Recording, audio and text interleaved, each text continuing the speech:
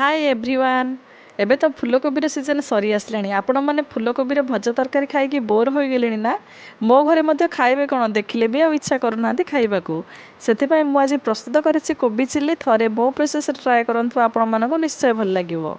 प्रथमे फूलकोबी को काटी हलदी पानी रे पकाई भल भाबे 2 थर वाश करदेबा।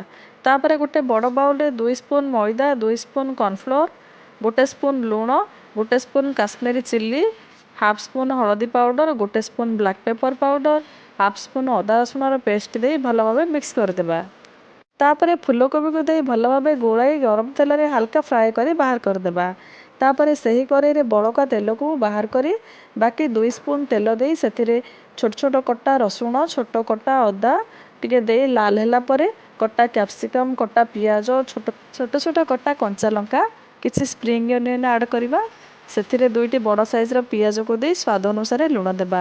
पियाज हल्का सॉफ्ट होला परे सेथिरे 2 चम्मच टमाटो सॉस, 1 चम्मच चिली सॉस, 1 चम्मच सोया सॉस दे हल्का भाजिबा। तापरे 1 चम्मच कॉर्नफ्लोर को पानी रे गोलाई सेथिरे ऐड करबा एवं 1 मिनिट पर कोबी को दे भल भाबे मिक्स करी 2 रु 3 मिनिट पे कवर करी छाड़ी देबा। 3 मिनिट पर लिड बाहर करदेबा। वर्तमान रेडी हो गला हमर कोबी चिल्ली। धनिया पत्र दे गरम गरम सर्व करबा।